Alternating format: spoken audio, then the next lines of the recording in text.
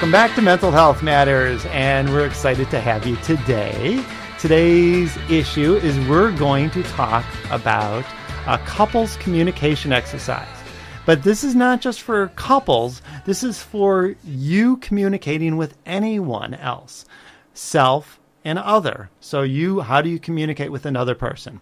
You are listening to Mental Health Matters on KRUU 100.1 on your FM dial, and we're really glad you're here with us today. Today's, you could always check us out. Some of the shows are archived on KRUU. Some are archived on Ardent Counseling Center's YouTube channel. And you could also email me, scott@ardentcenter.com. Ardent is ARDENT, CENTER.com. So scott@ardentcenter.com. If you've got any questions, thoughts, ideas. With us today is my three wonderful, powerful interns. Danielle, say hi. Hello, I'm Danielle McWilliams. I'm a graduate intern with Scott, and I'm very excited to be here today. Hi, I'm Kyle, and I'm an undergraduate intern with Scott, and I'm happy to be here today. Hi, I'm Elizabeth Adler. I am an undergraduate intern with Scott, and I'm happy to be here today. Are you sure? I don't think you're really happy, Elizabeth. No. Scott paid us to say that. Yeah, right, okay. Just kidding, we don't get money. All right, so we're going to do a couples communication exercise today. And we're going to take as an example Kyle and Elizabeth, who are in a relationship, and we're going to use them to talk about an issue. But I want you to translate this. This is the same kind of work you could do with your boss, or if you're in sales to another to somebody you're trying to sell, or to anybody else. And it's a reflective exercise. Kyle's heard this one. Elizabeth has not heard this exercise. Danielle, I don't know if you've heard this exercise or not. So, anyways, let's give it a shot. It's just so interesting that I first encountered Scott using this exercise with an individual trying to brainstorm their future.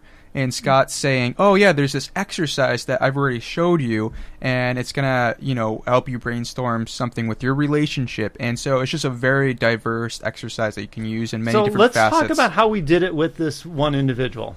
Kyle, why don't you explain? How did you see we did that? So this individual was thinking whether or not she wanted to start a business. And so we got her thinking, and so she was thinking from a small scale of what that could be like, and then we got her thinking about a larger picture and a larger picture, and then we extended that and made it a little more concrete. Okay, all right. I just kind of want to make the point, too, like with these communication exercises, they're not like the tell-all, end-all solution to every problem. No, of course not. This is just, it's just a tool to use. And again, it can be used with couples. It can be used with like a parent, a boss, anybody. And it's just a way to kind of reflect and get another person's point of view. So that way communication is just more positive. Great. Excellent. So this is an exercise I made up. And again, these are not great or bad or good or, this is just one exercise. And with everything that we keep talking about, it's what works for you. So we're just giving you ideas here, thoughts to get you going. You're the one who creates what works for you. Okay. So Elizabeth, let's start with you. And I want you, I want you to say the first. So this exercise is in three parts. The first part is you're going to say an issue. Kyle is then going to ask if you're done, then respond to what he thought you heard, and then you're going to tell him if he got it or if he didn't get it. So pick some issue. So I have a tendency to get sometimes very emotionally overwhelmed. And, I can get very sad or very anxious, particularly in the evenings. And I also often get insecure. And most of the time, Kyle is, should I address him as you, or should I do it in the third person? It doesn't matter. But okay. So the thing that you're starting to do already, which makes all communications difficult with people, especially when you're emotional. Again, we're talking about this in ideal circumstances, but the reality is when you're having communication difficulties, it's under stress.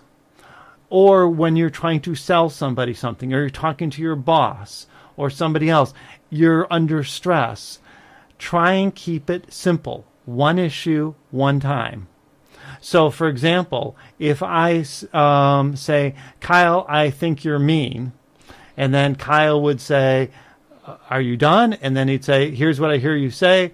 What I hear you saying is you think that I'm mean. And then the second part is Kyle's then going to extend that argument, and he's going to say, yeah, not only am I mean, I look for little ants to crush as I walk down the street because I'm such a mean guy. And then you would say, then you'd turn Elizabeth to Kyle and say, are you done? And he'd say, yes. And so, Kyle, here's what I heard you say. If you were in my head, you would think that I'm even mean because I crush little ants or something. So I think to kind of sum all Yes, of that please, up. yes. So Scott's kind of getting into like the steps of the communication process, but I think the main focus is like trying to just pick one topic and focusing on that one thing. Time. So sometimes when I get insecure, Kyle sort of flips a switch and becomes very distant and even very angry. And that can feel very scary for me. Okay, got it.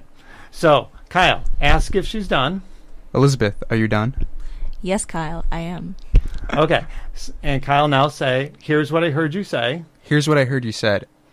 Sometimes when you feel insecure, you notice that I flip a switch and turn off, and that can be very scary for you. Did I get it? Did I get it? Yes. Okay. Now, Kyle, I want you to say, if I was in your head and I was looking at your eyeballs, so essentially if I was in your head, Elizabeth, I would even think, and you'd extend that argument. If I was in your head, Elizabeth, looking out your eyeballs, I'm like a little ant in your brain.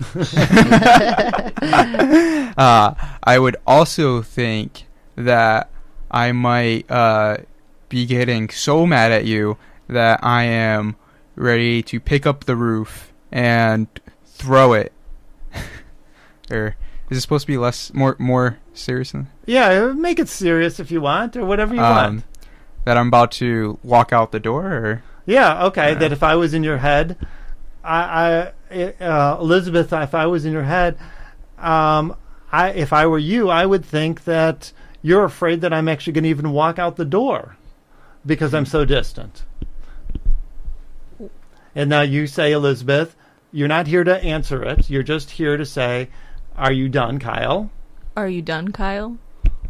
I'm done, Elizabeth. Okay. And Elizabeth, you say, in essence, what I heard you say was? So what I heard you say was that if you were me, going by that logic, you'd be scared that... that you'd be scared. Oh, I would be scared that you would get so frustrated with me that you would walk out the door. Is that right? Ask him. No, Yes, that's right. Okay, great. Excellent. So now that's the second stage. And now the third stage is, Kyle, you now turn back to Elizabeth and you say, now, from my perspective, here's what I think. Now, from my perspective, I think that... So you're going to say one issue, again, that she could address regarding her point. Is an additional... It would be one that she would address. No, from your perspective. From my perspective. Your perspective only. Okay. So, from my perspective, I also get scared. I see you suddenly being insecure and flipping a switch. And because I see that a flip has been switched, I get scared and I flip a switch and I sort of distance myself because I don't know what's about to happen. Okay, good. So, Elizabeth, say, are you done? Are you done? I'm done. So, Kyle, here's what I heard you say. So, Kyle, I heard you saying that sometimes when I get really insecure, it feels to you like I have sort of removed myself from that I've switched over into a different mode of being, and you feel scared because you don't know what's coming next, and it makes you feel that you need to disengage too. Did I get it? Did I get it? Yes, you got it. Great. Fantastic. So again, one issue, now you feel like you've both been heard. Now what you could do is you could take it to another round of the same issue, because now it's essentially Kyle's turn. And Kyle, now you could go, I want to keep going with this discussion, or I want to bring up other things that it could be about whatever. So yeah, I really want to talk about, this fear reaction that we're both getting stuck in and how to get out of it. Or, I really want to talk about how I really want more fish in my life. So whatever you want to come up with. Well, I think a good way to respond to this fear is by having more fish in my life. No, I want to keep talking on this issue. Okay, great. So you're going to do another round. So now you're starting, and then Elizabeth will now extend your argument in the second round. I have a question. Yes. Quick. I want to back it up a little bit. So Kyle had given his perspective as to, okay, he gave his thoughts on it. And then Elizabeth came back and said, this is what I hear you saying. Did I get that correctly? Right. Kyle said yes. Yeah. At that point, would Elizabeth have an opportunity to then come in and say, now, if I were in your head? Well, that's what she's going to do next. Okay. But let's say, Elizabeth started as she started, and she starts going into her fear reaction, and then she starts going into, and then because I get this, I feel like you're going to walk out, and then I feel like that also I'm afraid of the color blue, and that I then like rainbows, and I don't care. And she starts going into 5 other things. And the problem is, most of us, when we're stressed, we start going on and on and on, and we're not hearing the other person. We're stuck in our own head. So part of this exercise is feeling like we're heard. So, I'm actually the person. I got that the person actually heard me. And I really know that they heard me because they went into my head and they came up with this argument. Or maybe Kyle came up with something utterly ridiculous that, Elizabeth, if I was in your head, I would think that you're going to pull out a gun and shoot me. And then Kyle would go, wow, that's really what, or Elizabeth would then go, wow, that's really what you would think, So it gives us the opportunity to get how we're really thinking and how we're being perceived by others, but also how we're being heard in this life. So it's not just how we're hearing others, but how we're hearing ourselves. Mm-hmm. So it gives us an opportunity for both. So it's a really simple reflective exercise. Okay. So go on. So now that I gave you a couple moments to think about it, you are listening to KRUU 100.1 on your FM dial.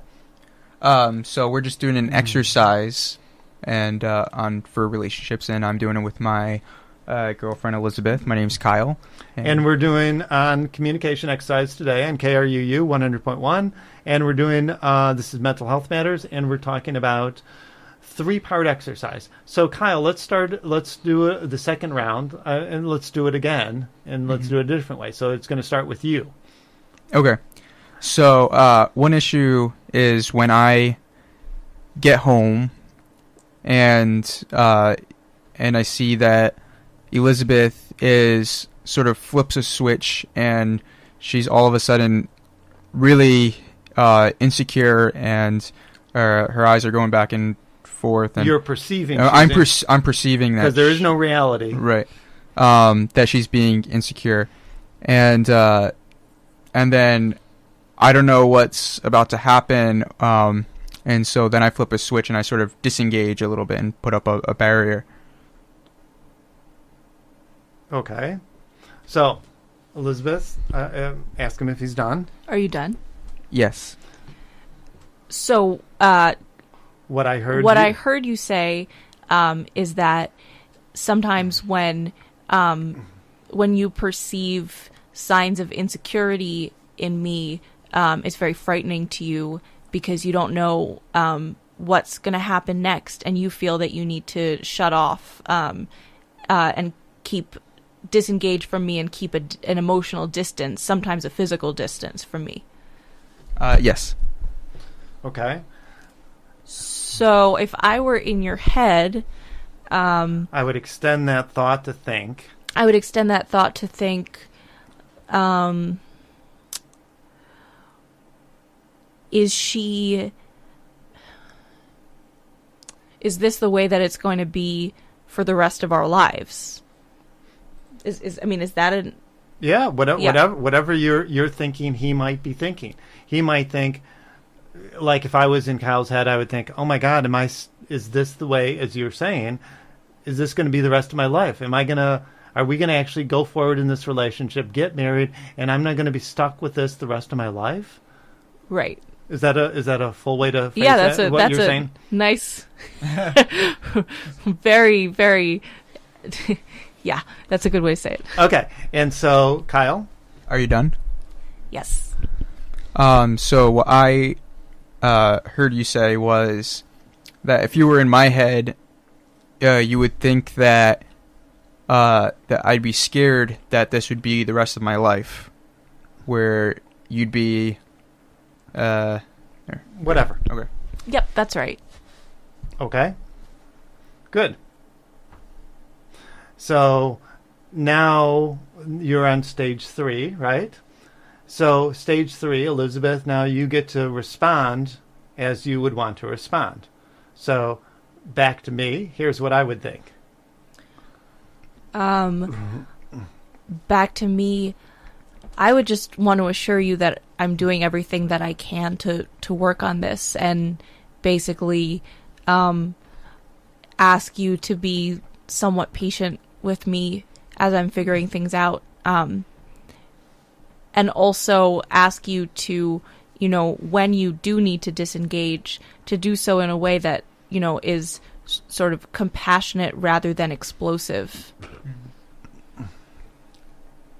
Are you done? Yes. So what I heard you say was you can understand that I could disengage, but that you're working on it and to be more patient, and to if I do need to disengage, do so in a way that is more compassionate rather than explosive. Yep, that's right. So did he get the gist of what you were saying? Yes. And again, the object is not to be a parrot back to the other person, but just to kind of go, here's what I heard you say.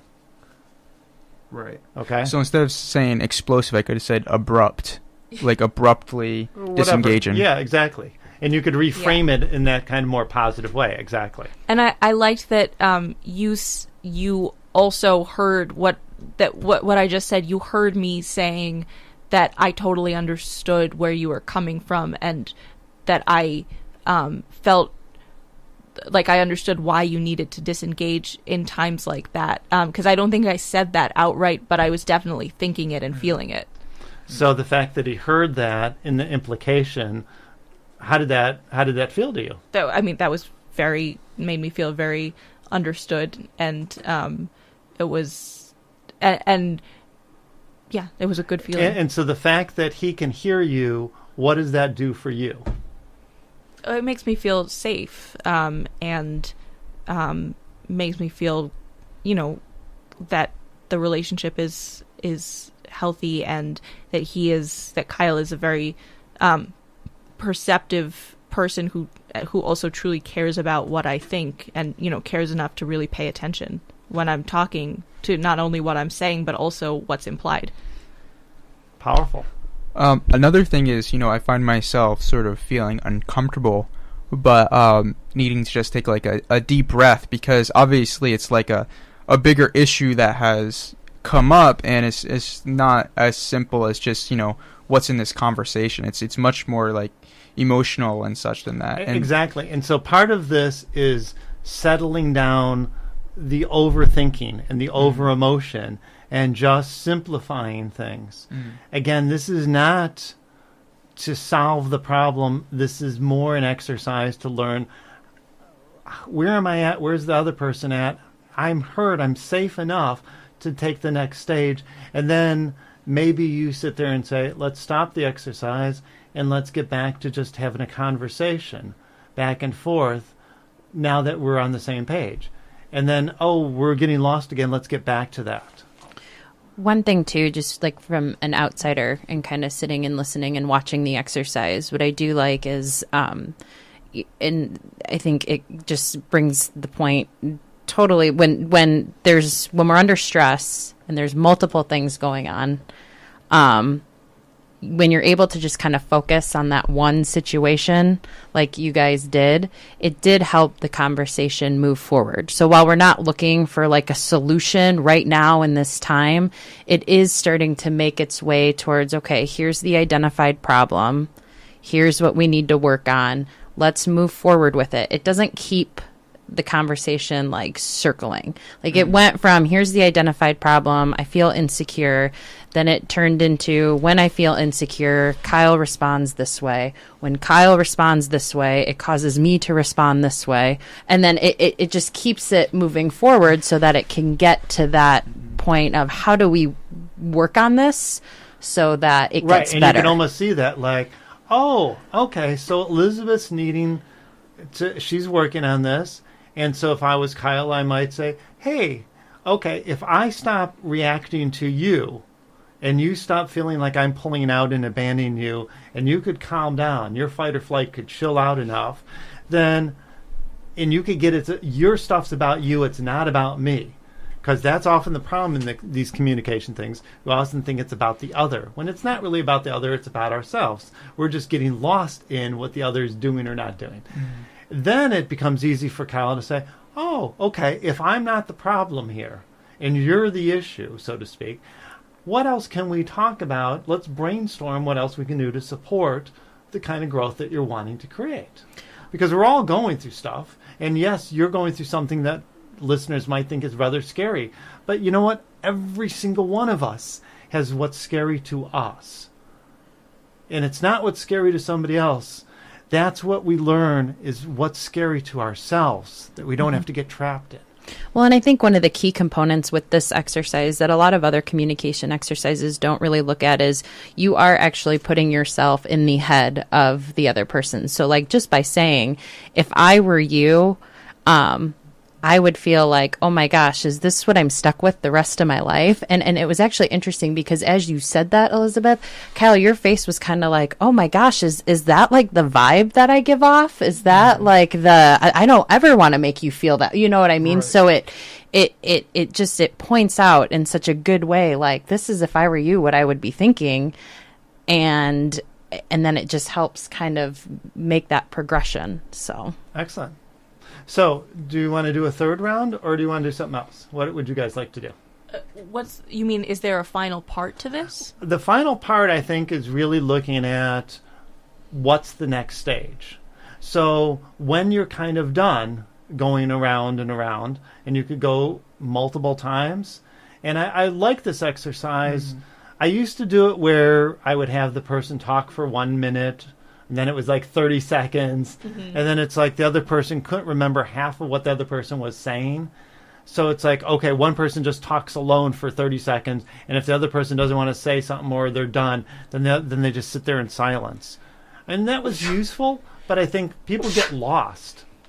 You know, our memories don't last. Our working memories can only hold, you know, what is it, 7 to 9. So anyways, sorry about that. Sorry to geek out on everyone. Okay, so but once you're done going through this, then you sit there and say, okay, are we at a stopping point? And then let's go, what do we want to work on? How do we want to get to the next stage? So do you guys want to go another round, or do you both feel like, hey, this is a good stopping point? What do you want? Well, honestly, I feel pretty anxious right now just from having done that. Like, that brought up a lot of emotion for me. Good. And maybe it's good. Yeah. I don't, so I'm wondering what to do with that anxiety, whether Excellent. it's better to move on from that, or whether it's better to move on from the conversation and wait till I feel less anxious, or whether it's better to continue with it but just be aware of the anxiety. Or to sit there and say, this is a great point, to sit there and say, hey, I'm feeling anxious. This is a real tender subject for me. What can I now do about what I'm experiencing? Instead of getting lost in the emotions, like the emotions, just because I feel something doesn't mean anything, right? We get lost in our heads like, well, I feel like jumping off a bridge, so I guess I got to jump off a bridge. Oh, I feel like I hate the person. Well, I guess I got to go with that. Oh, I feel like, I'm turned on by somebody, so I guess I got to jump somebody's bones. It's like, really? Are we lost that we don't have any control over what we think or feel? And so you legitimately feel some anxiety. Great. So then it would defer to you to sit there and say, what would be most useful for you? To sit there and say, hey, I think I'm ready to have a conversation with Kyle alone, or I'd like to continue this exercise, or hey, I'd like some suggestions, or whatever it would be. I'd like some suggestions, if that's appropriate to ask for in this context. Well, okay. So then if we were going to do that in our last 2 minutes on the air, right, we would say, what kind of suggestions are you looking for? So we'd make you be a bit more concrete. So suggestions about what, I don't know, about what to do in the next few minutes. Or to do with your anxiety. Or to, right. So the question is, I feel I'm experiencing anxiety. What can I do about my anxiety? Instead of the communication, it stops being about the communication and starts being, what do I need to do? I need to take care of myself. And then it becomes an issue of anxiety instead of communication, and I think that's where we have to leave off, because anxiety is a whole big topic in itself. Absolutely. Tune in next week. Absolutely. So right now let's just talk about, all right, so I feel anxious. So what do I do about anxiety? Then it becomes a pretty easy thing. This is no longer about Kyle. This is no longer about anything. I just feel emotions stirred up. Absolutely. And I think kind of like what Scott is asking then is, okay, so you take this anxiety and what do you want to do with it? Do you sit here and have like a full-blown panic attack and know that that'll help? Do you have to get up and go for a walk? Do we need to just, and, it's kind of like... Take a deep breath right. And just come back to being in my body and go, okay, I'm not in denial. We are never in denial about what we're experiencing. We just come back to we're the ones choosing what to do about what we're now experiencing. Absolutely. So this is our last and final minute. So, Elizabeth, what else would you like to say or ask in your last 1 minute? I honestly don't know right now. I'm sorry. Okay, great. So let's talk about what if somebody was experiencing anxiety, what would you tell them to do? You tell them to focus on the breathing. You'd focus on connecting to your body. Kyle, what would you say? What about hugs? Like hugs are from a really good idea. And to know, why is a hug important? Well, I don't know if this is scientific, but if you hug someone for like 10 seconds, it releases oxytocin, which is a bond Absolutely. chemical and so love hormone. In the next 30 seconds, when we all hang up, we're going to all hug Elizabeth. Well, at least Kyle's going to hug Elizabeth, and we'll watch and support from the sideline. But Cheer. We'll cheer. But it's really going that you're not alone, and the whole point of the communication was connection. And so the vulnerability created deeper connection. So you take that anxiety and you go, this leads me to deeper connection. How wonderful is that? I'm doing something. And the fact that you're doing something with that anxiety and realize that there's a larger purpose to it helps you feel better in control over your life and what you could then create from your life. Does that make sense? Mm-hmm. Okay, great. Well, thank you, everyone. Tune in next week for how we deal with anxiety and other issues. Thank you. Thank you. Thank you. Thank you. Okay, bye.